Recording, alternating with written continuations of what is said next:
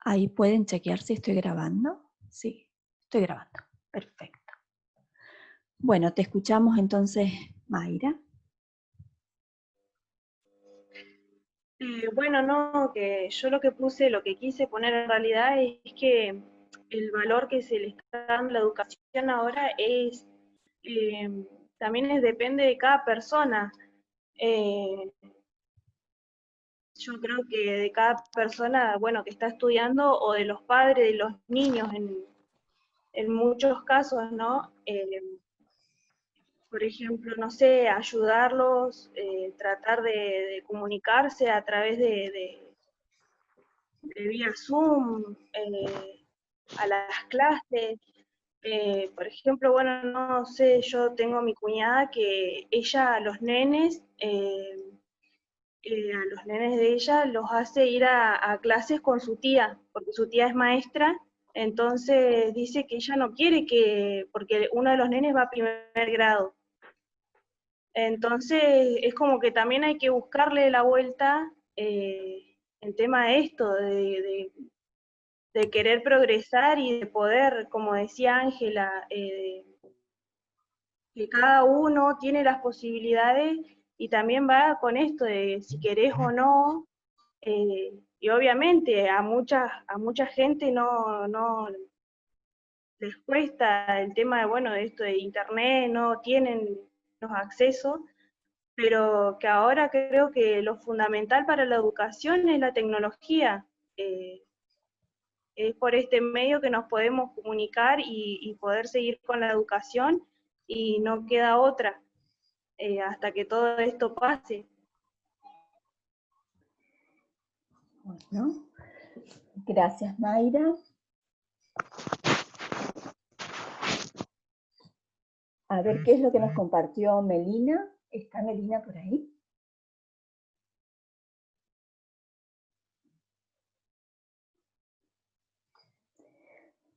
No la veo. Me soplan si está. Si no, ella también, al igual que Mayra, de alguna manera coincide en esta mirada de desvalorización que hay respecto de la educación, y pone en juego también la preocupación individual, ¿no? en este escenario de desigualdad. Haciendo foco también, fíjense, en el recurso, en el acceso a los recursos tecnológicos, ¿no? Y a la conectividad agregaríamos hoy, ¿no? Si compartimos, ¿está Mariela? Mariela, Sí, acá estoy. dale, ¿nos querés sintetizar? ¿Cuál sería la idea central? Sí, es más o menos lo que dijeron las chicas en cuanto a la Ajá. desigualdad del tema tecnológico, pero también hay algo que yo tomo en cuenta, que es el tema de los papás. No todos los papás tuvieron la misma educación. Hay papás que pueden ayudar a sus hijos y hay otros que no. Y yo en mi caso tengo una sola y tengo estudios, así que la puedo ayudar, pero también hay que tomar en cuenta que hay mamás que tienen muchos hijos y no tienen también los recursos tecnológicos para ayudarlos a todos. En el caso de mi hermana tiene 4 chicos en edad escolar y se complica porque ella no tiene internet en la casa. Entonces tener que ayudarlos a todos, tener que tener el crédito para cargar el celular para que puedan estudiar todos, va más por ahí. Y yo tomaba en cuenta porque no entendía bien si era en el contexto ahora de la pandemia o con respecto a la actualidad comparada con el pasado. Yo tomo en cuenta que no es lo mismo la educación que tenemos nosotros ahora, que tienen los chicos ahora, que por ahí nosotros teníamos antes. Antes yo siento que se perdió mucho el tema ¿cómo decir? Para, ay, no me sale. Eh, a ver si lo leo y me sale. Que se perdieron muchos valores, ya no se exige tanto, a eso iba. Yo veo chicos que salen de séptimo grado y algunos no saben ni las tablas, entonces llegan al secundario y se traban o ya quieren abandonar porque no tienen la misma igualdad que los otros, que otras escuelas. Por ahí va. por el tema del conocimiento, que no todos tienen el mismo conocimiento hoy. Eso va a ser más lo que yo pienso. Bien, fíjense acá, Mariela pone en tensión la categoría que es central, digamos, dentro del espacio, que es conocimiento. Y en este caso el conocimiento no solamente como aquello que se internaliza, se construye y se aprende en la escuela, sino también lo remite a alguna cuestión histórica respecto de los sujetos que ahora están acompañando el proceso o están llevando adelante la tarea de acompañar algunos procesos que se proponen desde la escuela en este escenario de pandemia, que serían las familias, los padres o los adultos dentro de los hogares. Podríamos seguir discutiendo alrededor de cuáles son los valores que se ponen en juego hoy por hoy y cuál es el parámetro o cuáles son los referentes de los cuales se piensan esos valores y que claramente se incorporan en modelos y paradigmas que los estudiamos y los ponemos en discusión desde las teorías de enseñanza, las teorías del aprendizaje, y siempre ancladas en un escenario que es político, que es social, que es económico, y sobre eso vamos a conversar cuando terminemos de compartir nuestras propuestas. Gracias, Mariela. Seguimos con Joana. Una síntesis, ¿les parece? Que avancemos en relación a qué aparece como distinto o en qué se sumaría a esto que ya han propuesto las compañeras. Joana, ¿te escuchamos? Sí, buenas tardes. No sé si se escucha bien mi micrófono porque a veces se corta. Yo básicamente en realidad lo tomé como que la educación hace tiempo que está muy desvalorizada en la sociedad. Fue bastante amplio lo mío, porque no se le da el mismo respeto a los docentes, no hay el mismo respeto por la escuela, entonces ya eso desgasta el tema de la educación. Y hoy, con todas las desigualdades y todo, como que me pareció que es más, ¿no? Pero básicamente yo me fui por ese lado. Entonces, está muy desvalorizada desde antes. Y ahora, como que no quise englobar, porque para mí también hay muchísimo, un abanico muy amplio para juzgar. Para mí no es el que quiere puede, no es siempre así. Hay muchísimas realidades que no podemos visualizar y me parece que ponerlo en esos términos es como achicar muy chiquito el problema. Y que siempre generalmente los que terminan sufriendo son los chicos, porque por ahí se va en discusiones de si el Estado está o no está, si los padres están o no están, y los que se ven perjudicados al final siempre son los chicos que no van a llegar a quizás adquirir los conocimientos que necesitaban. Y también por ahí, no lo puse, pero está el tema de que cuánto valor se le da al tema de si el niño pasa o no pasa, con todo este contexto que estamos viviendo. Por ahí quizá va a haber niños que sería mejor que repitan, pero como que algunos padres también quieren que hagan todo y que aprendan cosas que obviamente no va a ser lo mismo en la virtualidad de lo que es estar yendo a la escuela. Bueno, eso era Acá aparece entonces otra vez la categoría desigualdad, aparece también, bueno, uno de los ejes centrales que se pone en tensión dentro de la escuela, que es la acreditación, y algo que mencionaba Joana también, el reconocimiento, el valor de la educación y de la escuela en términos de cuál es el reconocimiento social, o cuál es el lugar y la función social que se le asigna o que se puede leer de la tarea educativa y de la tarea escolar particularmente. Gracias, vamos con Ximena.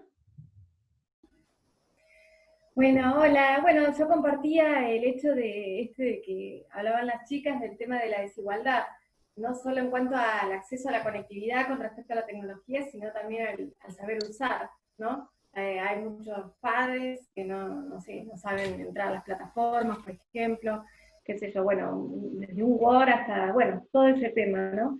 Y bueno, creo que ahora se le da más valor al hecho de poder asistir, de tener el contacto con el otro, de poder preguntar.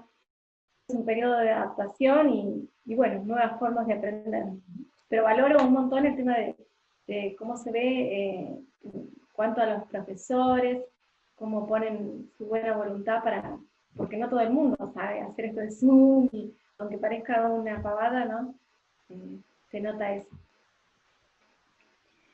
Bueno, gracias Ximena. Entonces aparece nuevamente la mirada puesta en, bueno, qué es lo que pasa en el escenario actual de la educación y en el ámbito escolar respecto del uso de las TICs y la posibilidad de, efectivamente, además del acceso, el uso como herramienta que nos aproxime a construcciones de conocimiento. ¿Vanina estará por allí? Sí, acá estoy. ¿Se me escucha bien? Perfecto. Bueno, como para sumar, bueno, con respecto a eso de las desigualdades y eso, yo, bueno, tenía una mirada igual que las chicas, coincido con eso, y por ahí sumar el tema este de la importancia de que, bueno, es un desafío para todos los actores que estamos involucrados, ¿no? Ya sea para estudiantes, niños, docentes, padres. Yo creo que en este tiempo yo recalcaba ahí la importancia esta de la educación tomada como un espacio de encuentro, de vínculo, de dialogar con otros, que eso es lo que se ve fuertemente afectado hoy en día. Si bien por ahí las herramientas tecnológicas nos ayudan, no es lo mismo. La importancia de esta, yo creo que surge como una nueva imagen de un docente que tiene que adecuarse a esta realidad, ¿no? Porque yo planteaba ahí una de las preguntas que en realidad me surgían a mí, y me surgen también como madre, ¿no? Porque bueno, tengo la experiencia tengo una nena que está comenzando el ciclo escolar y otra que lo está culminando en 7º grado, entonces es muy difícil, y por ahí esta imagen que en el día a día, en la cotidianeidad del docente es como que está invisibilizada, y hoy se rescata mucho el valor del docente, no solamente para transmitir el conocimiento, sino que tiene que entender bajo qué condiciones ese niño está recibiendo el conocimiento. Y ahí es donde, bueno, yo había surgido el diálogo con Fátima, que ella decía de un chico que se encuentra con la panza vacía, ¿cómo hace para...? Y bueno, más allá de eso, las ansiedades de los niños, o sea, es un abanico muy, muy grande por ahí para poder interpelar esta problemática de muchos puntos de vista. Pero bueno, un poco para sumar de mi perspectiva, era eso. Bien, gracias Vanina. Seguimos con Fátima, que, bueno, era esto que nos compartía Pau, también lo sintetizaba y recién lo retomaba también Vanina, el diálogo que se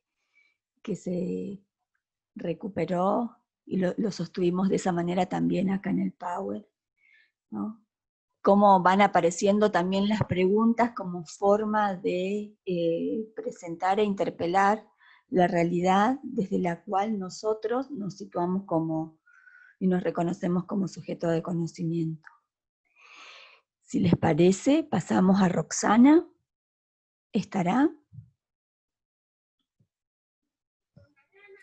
Hola, profe, no sé si se escucha. Perfecto. Ah, buenísimo. Tengo un poquito de barullo alrededor mío. Perdón si se escucha.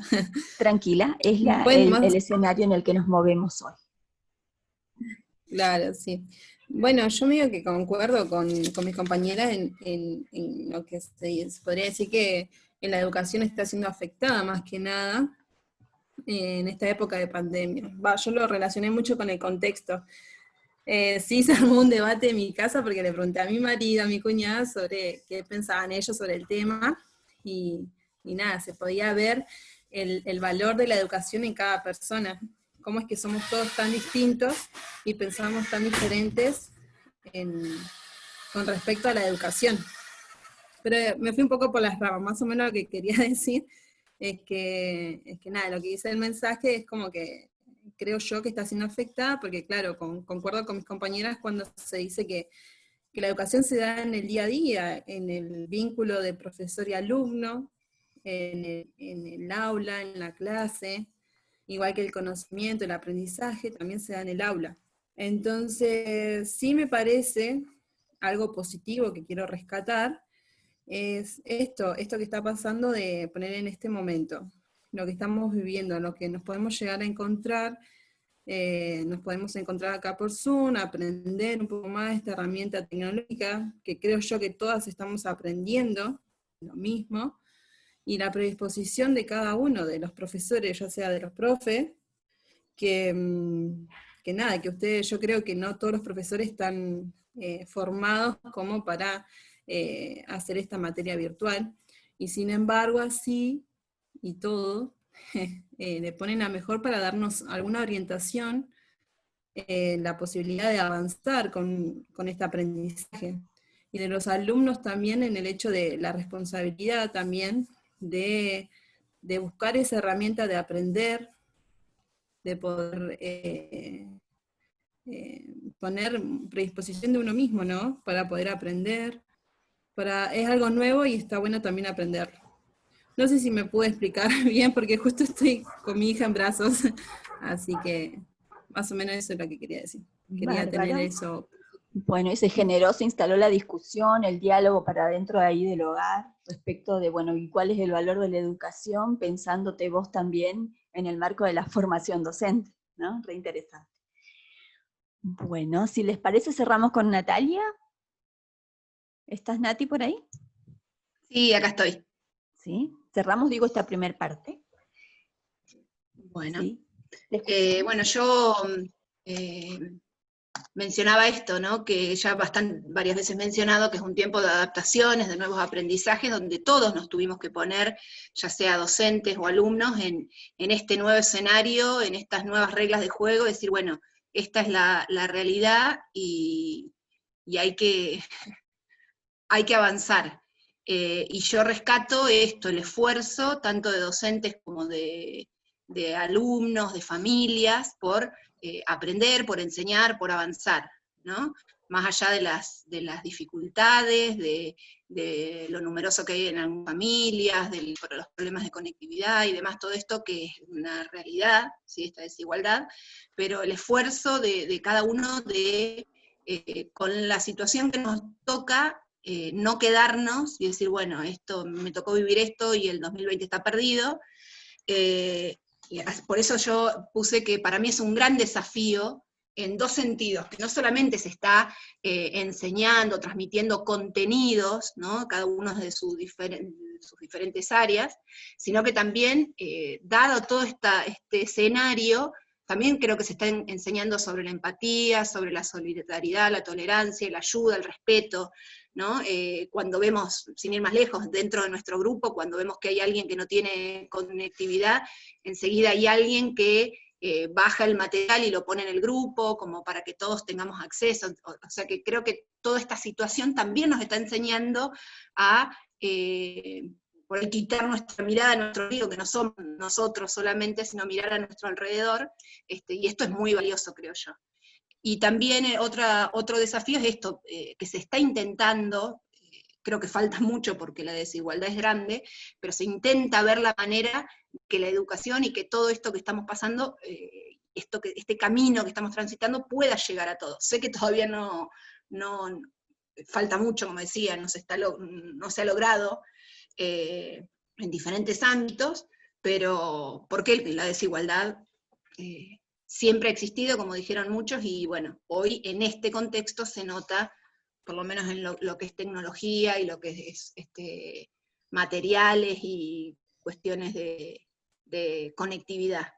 Y creo que más que nunca valoramos el vínculo con el otro, ¿no? Si en algún momento se pensó que máquinas o robots o lo que fuera en el futuro podría llegar a reemplazar un docente, creo que hoy, yo por lo menos, estoy convencida de que no, porque el vínculo y el contacto uno al otro y lo que podemos aportarnos y enseñarnos y acompañarnos uno con otro, creo que es irreemplazable.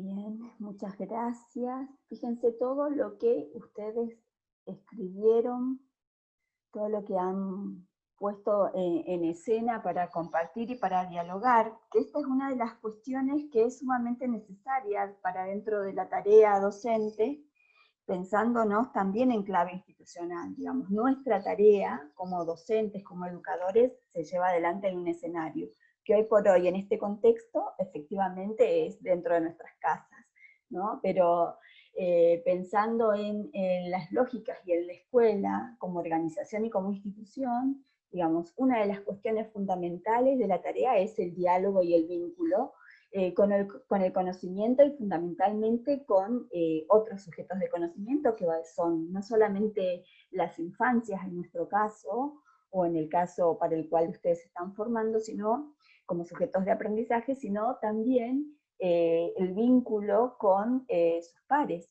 ¿no? Con sus pares y con los otros agentes de socialización o sujetos de socialización que serían las familias, ¿no?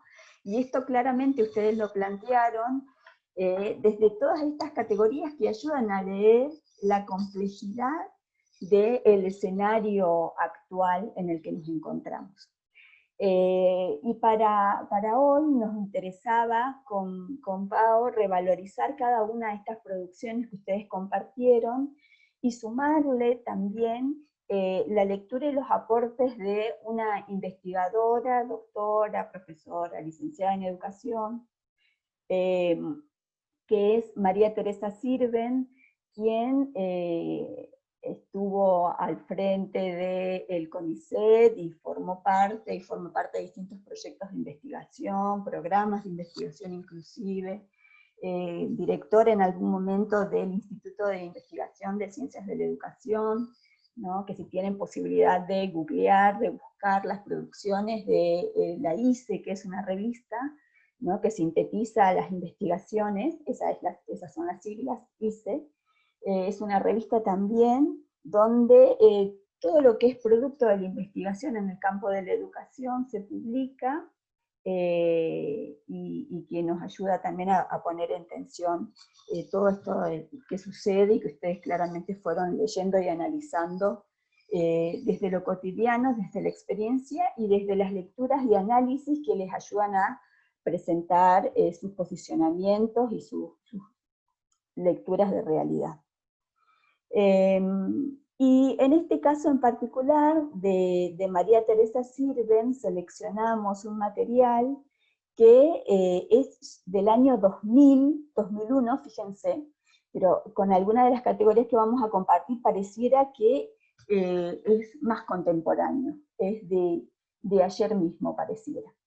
Y esta publicación, que se titula El valor de la educación en la sociedad actual y el talón de Aquiles del pensamiento único, ese es el título del artículo, hace toda una lectura de realidad en un contexto histórico presente, que les decía que es principio del 2000, 2001, y remite a una posibilidad de pensar las múltiples pobrezas, ¿no? Dice, no solamente vamos a hablar de las pobrezas, o de la pobreza económica, o de la pobreza que genera todas estas categorías de exclusión y de desigualdad que ustedes claramente señalaron, sino que ella remite además a la posibilidad de pensar otras pobrezas, ¿no? Y dice, efectivamente, hablamos no solo de pobreza económica, sino de la compleja realidad de pobrezas que sintetizan de alguna manera carencias en la satisfacción de otras necesidades que también son humanas, ¿no? Y esas pobrezas las menciona de esta manera: la pobreza de protección, la pobreza política o de participación social, y la pobreza de comprensión o de entendimiento. En este caso, con Paola decíamos, bueno, no les vamos a... Está el texto, digamos, subido en plataforma, pero nos parecía que ya vienen ustedes con todo un ejercicio de lectura, y acá hacer el puente de lectura, entre la lectura y las lecturas que ustedes tienen de realidad, que es lo que pusieron a disposición en esta primera parte de la reunión, se va a ir complementando y va a tener también otros aportes de lectura desde lo que en este caso Sirven nos ofrece. estas pobrezas, ¿no?, nos ayudan a pensar este escenario actual, ¿no?, de este escenario social actual, que no es solamente una situación en la que aparecen desigualdades pensadas desde la pobreza económica o desde la pobreza estructural, sino que remite fundamentalmente, dice ella, a la pobreza de protección, que sería esta sensación y esta cultura de amenaza por la pérdida del empleo, por ejemplo, ¿no? Fíjense cuán contemporáneo o tan próximo en relación a lo que estamos viviendo ahora, ¿no? Esta sensación y esta cultura de amenaza por la pérdida del empleo, esta sensación de inestabilidad, ¿no? Esta sensación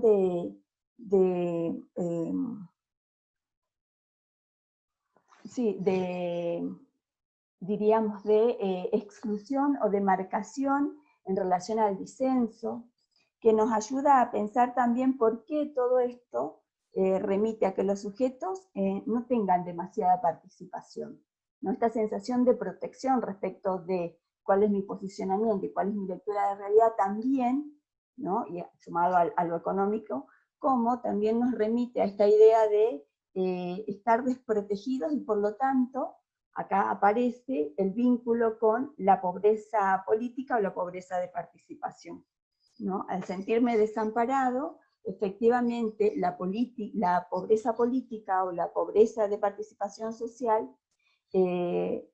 remite a esta idea de que socialmente se desgranan, se desmembran las distintas formas de representación y de organización social, ¿no? No hay credibilidad, entonces hay una especie de escepticismo respecto de lo político, y eso debilita aún más las lógicas y las redes de democratización para dentro de la lógica social. A esta pobreza política, fíjense cómo van articuladas unas con otras, ¿no? La pobreza de protección, la de participación social, y la pobreza de comprensión o de entendimiento, que Sirven le explica en términos de todos aquellos factores sociales que nos dificultan de alguna manera el manejo reflexivo, dice ella, ¿no? Un manejo reflexivo de la información y de la construcción del conocimiento crítico, ¿no? Si nos detenemos acá, pensemos en todo lo que hemos venido leyendo de los autores que habíamos seleccionado hasta el momento, todos filósofos, y que nos, en este caso desde una perspectiva claramente pedagógica y sociológica, pensar esta pobreza, ¿no?, de entendimiento o de comprensión se articula con las otras pobrezas. Por lo tanto, la complejidad de la lectura de la realidad social en términos de exclusión o de desigualdad no solamente remite a la pobreza económica o la pobreza estructural, sino a todas estas pobrezas que se van enlazando en la propia dinámica social, que remite a un modelo neoliberal desde lo económico y neoconservador desde el modelo de participación y de organización política, ¿no? Estos son los elementos que nos aporta y que nos parece interesante recuperar de María Teresa Sirven. Y dice entonces, ¿no? A ver si pasamos. Entonces dice, bueno, ¿cuál es esta posibilidad, ¿no? ¿Cuál es este talón de Aquiles, ¿no? ¿Cuál es el punto débil de este pensamiento único, ¿no? Si lo relacionamos con lo que veníamos leyendo, efectivamente dice que este pensamiento único se apoya en mecanismos que lo que hacen es distorsionar el análisis complejo de la realidad, ¿no? Porque convierte a la pobreza y a la injusticia social y a la crisis del pensamiento y los lee en términos de fenómenos naturales, en algo que va a ser así, que está instalado de esta manera, que sucede históricamente y que claramente pareciera que no se puede modificar. O tenemos que hacer muchos esfuerzos individuales para poder sobrellevar esto que nos toca vivir. Entonces dice, bueno, ¿cuál es el punto débil? ¿Cuál es ese talón de Aquiles, ¿no?, en el que aparece, y es interesante revalorizar la educación, ¿no? poner en el centro la importancia y el valor en sí mismo de la educación. De la educación no solo fuera de la escuela, sino fundamentalmente en la lectura de la escuela como institución social, ¿no? que demarca y que sintetiza esto que problematizamos, que sería, ¿no?, claramente cuál es el conocimiento válido y cuál es el conocimiento legítimo que tiene que circular y que tenemos que aprender, apropiarnos o transmitir. Y dice, bueno, este punto débil o este talón de Aquiles, ¿no?, del pensamiento único, que se apoya en esta naturalización de las múltiples pobrezas, es lo que nos permite pensar y revalorizar a los docentes y a los investigadores, en tanto ofrezcamos o brindemos herramientas para el análisis de los fenómenos cotidianos, más allá de las apariencias, más allá de lo que se naturaliza o no se cuestiona, ¿no? Esto de no poder ofrecer interrogantes, preguntas, y que inclusive en las formas en las que presentemos las consignas, estamos tal vez sosteniendo ese pensamiento único, o por lo contrario, estamos propiciando un pensamiento más bien crítico que ayude de alguna manera a develar esto que en apariencia es inmodificable, ¿no? O esto que se presenta en la cotidianidad como natural.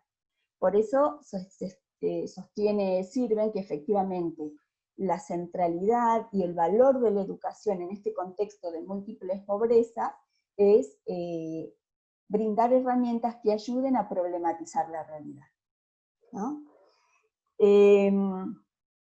Sirven como referente, como pedagoga, nos ayuda a pensar este escenario que yo les decía, bueno, el texto es o la producción es del año 2000, pero se acerca a este escenario que tiene sus diferencias, nosotros lo estamos viviendo, a este escenario social, económico y político de pandemia, ¿no?, que claramente supera la realidad y la situación particular de lo que sucede para dentro de la escuela, porque compromete todas las dinámicas de cuidado y de sanidad y de efectivamente posibilidades de vínculos para dentro de la sociedad, en todo lo que implica esto, ¿no?, en lo económico, en lo social, en lo laboral, en toda la cotidianidad que se ha desdibujado.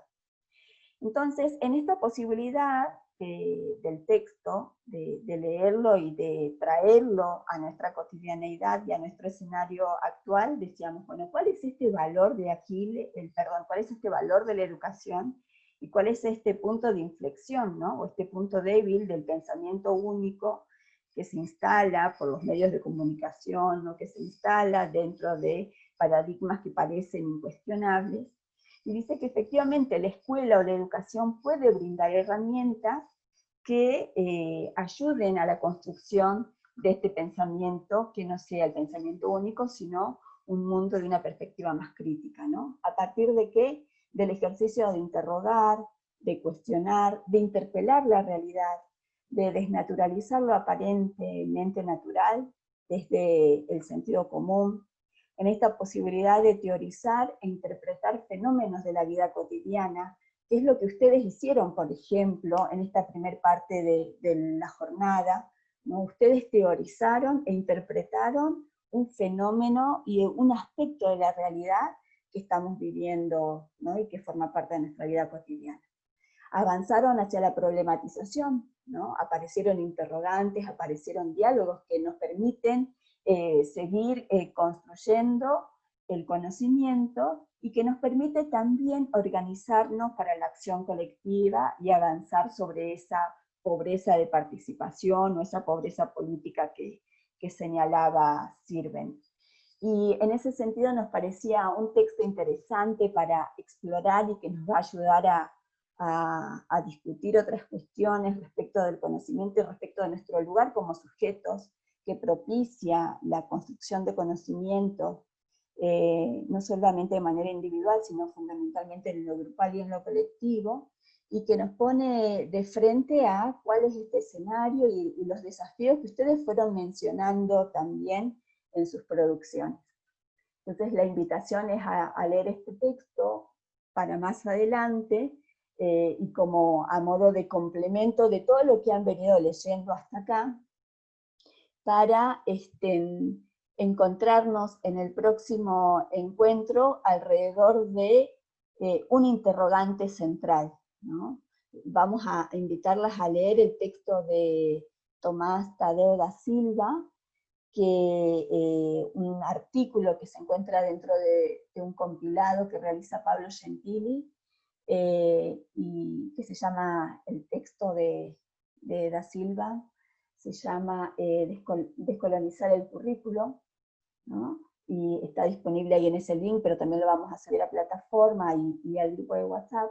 Y la idea es poder encontrarnos el próximo martes dando respuesta a este interrogante, ¿no? Luego de la lectura del texto, que son 9 carillas, que puedan compartir qué complementa, qué de esta lectura y qué de estos aportes que les brinda, conceptuales, de análisis y de lectura que les brinda Tadeo da Silva, complementa esta lectura de las múltiples pobrezas y de esta lectura que hicieron ustedes de la realidad respecto del valor de la educación hoy. ¿Sí? Nos parecía hoy acaparé yo toda la palabra, le di un oxígeno a Pau, pero nos parecía importante en esto de revalorizar cuál es el sentido de pensar la realidad en la que nos movemos y pensar la realidad desde la cual construimos el conocimiento y desde la cual revalorizamos nuestra tarea como educadores dentro y fuera de la escuela, ¿no? Y sobre todo en este escenario donde, fíjense, se desdibuja el marco de la organización y del edificio, del espacio y del tiempo pedagógico circunscrito a nuestros hogares, ¿no? Por ahí algunas decían, bueno, ahora estoy dándole la teta al bebé, o ahora lo tengo a ocupar al bebé, o ahora se escuchan ruidos que tienen que ver con la cotidianeidad de nuestros hogares, y esto también muestra y da señas de cómo se van configurando otras formas de pensar el espacio de lo escolar, el tiempo y el espacio pedagógico, reconociendo lo que sucede también en el tiempo y el espacio que se va configurando desde nuestros hogares. Lo que nos invita a preguntarnos, ¿no? Entonces, efectivamente, no va a ser la misma escuela cuando regresemos de esta pandemia, ¿no? La otra escuela, la nueva escuela.